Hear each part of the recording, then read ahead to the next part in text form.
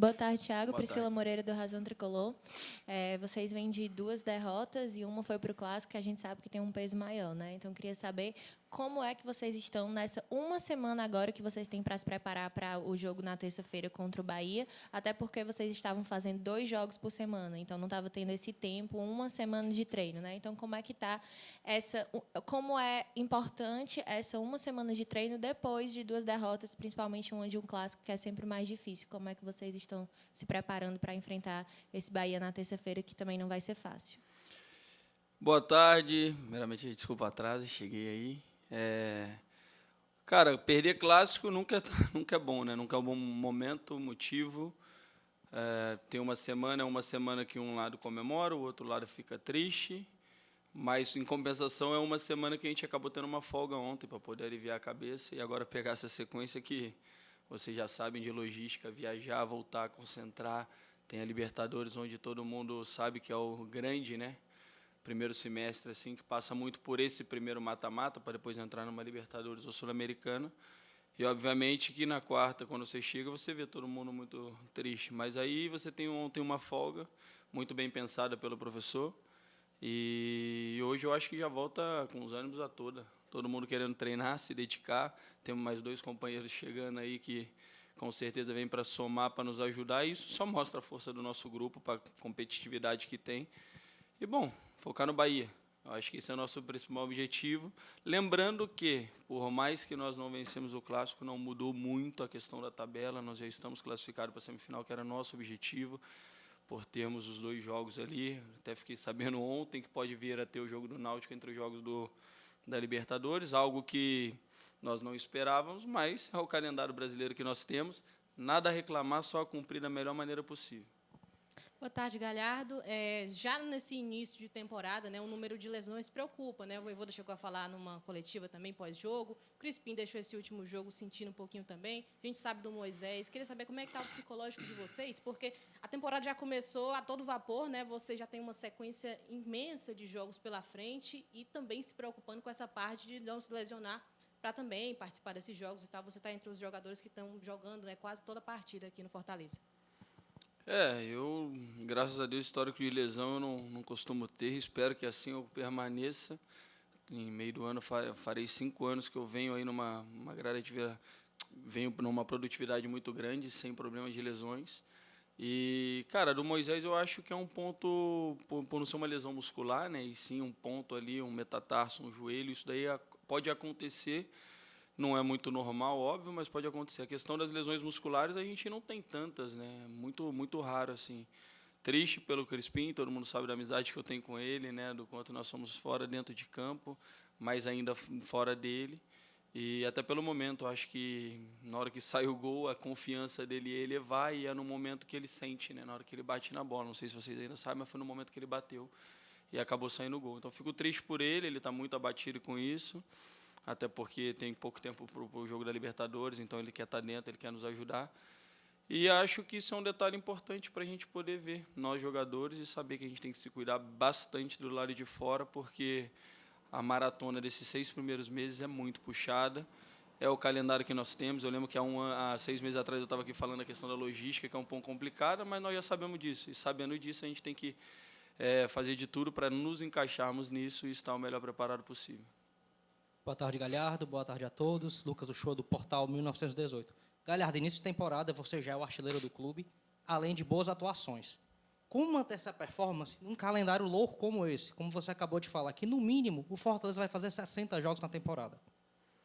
60 para você, eu já fiz a conta de 70, porque eu já sou um cara muito positivo, eu tenho que pensar lá na frente, dentro do que o clube também tem de pensamento. Óbvio que pode acontecer uma coisa ou outra, mas o objetivo nosso é fazer o máximo número de jogos e eu já faço a conta de 70 jogos.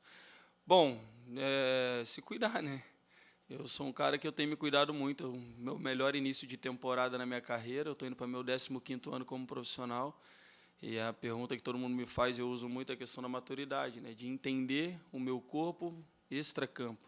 Porque campo tem a qualidade técnica, tem a questão física, tem tudo que acaba se encaixando, se adequando dentro do que do professor pede, dentro do que o time precisa.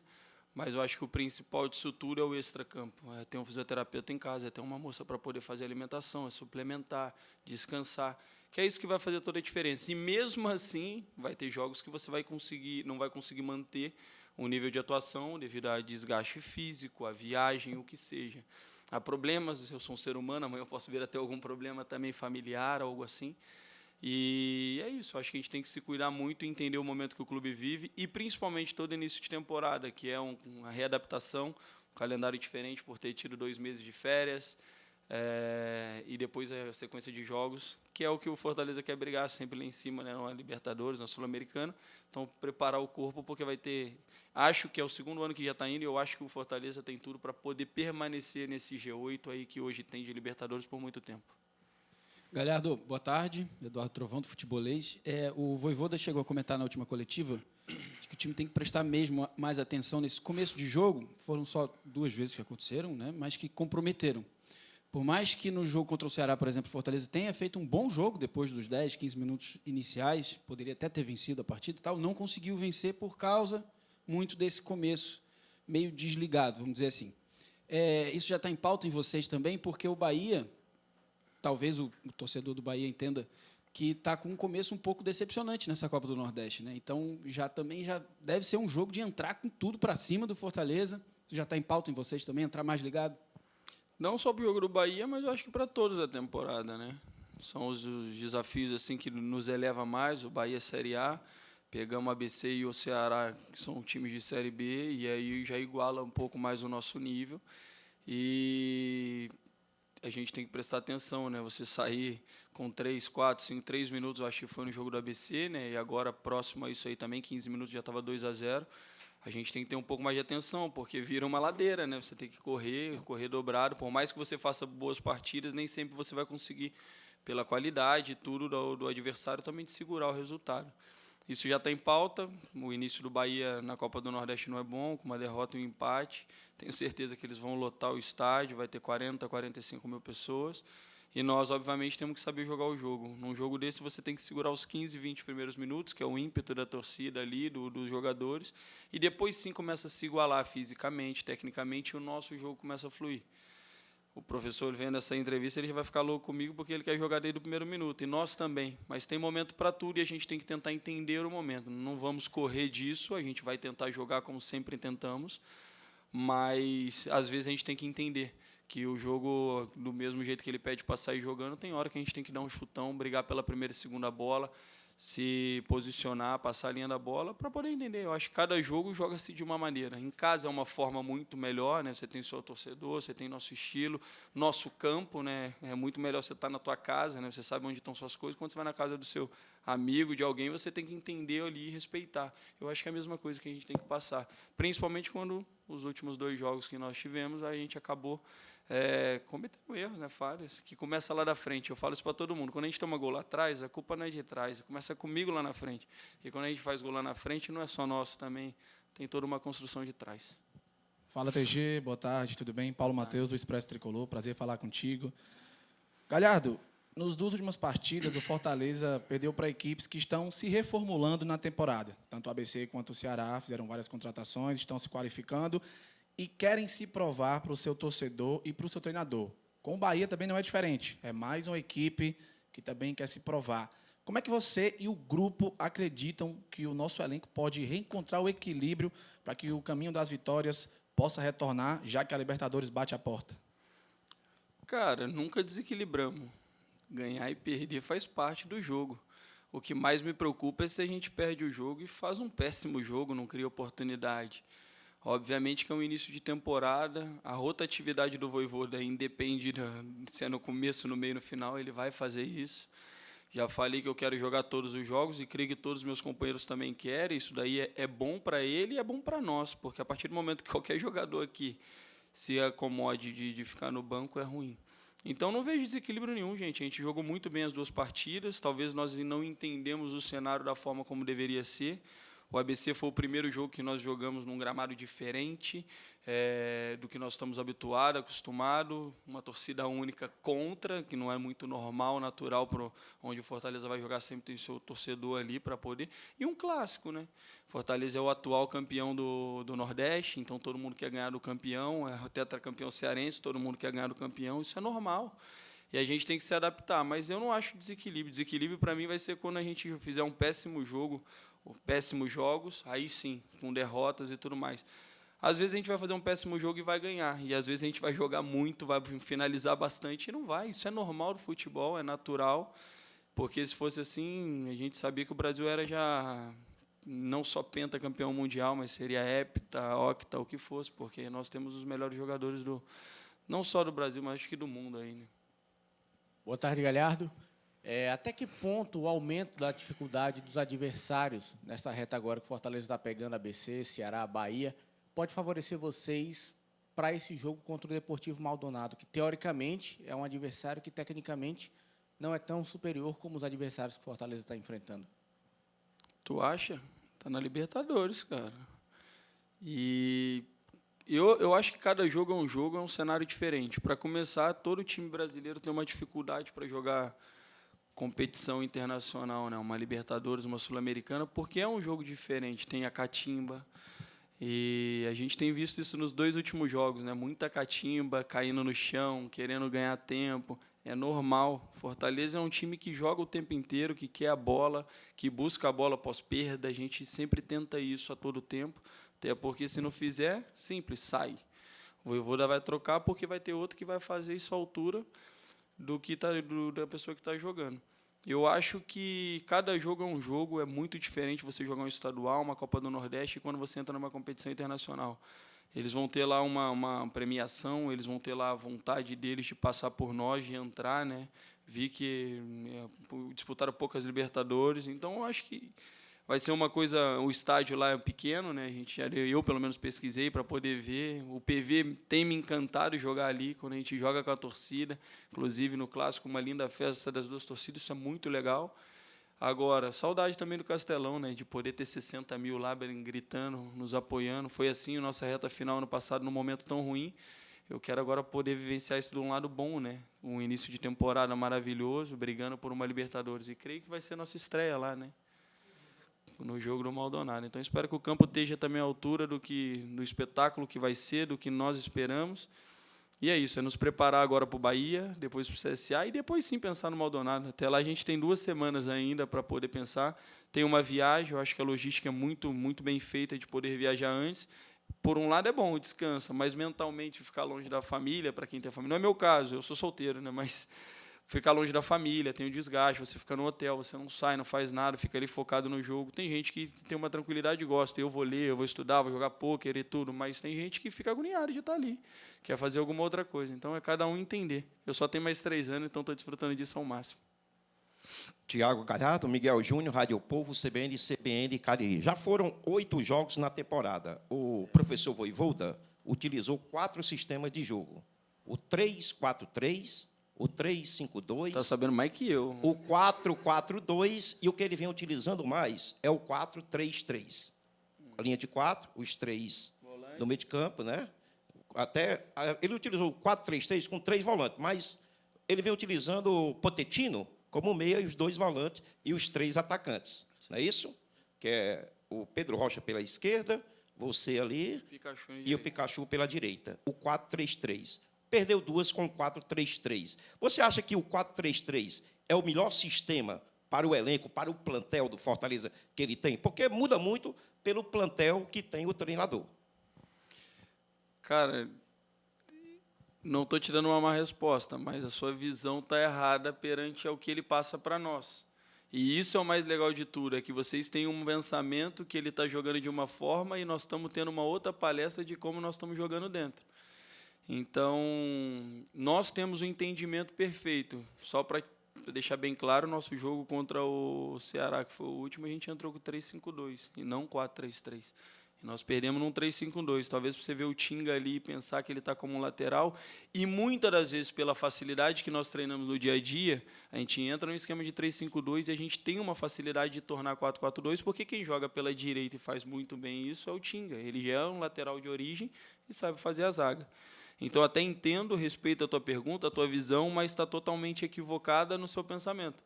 E a derrota não muda nada pela questão do esquema dos jogadores que ali estão. Nós estamos preparados para fazer, capacitado.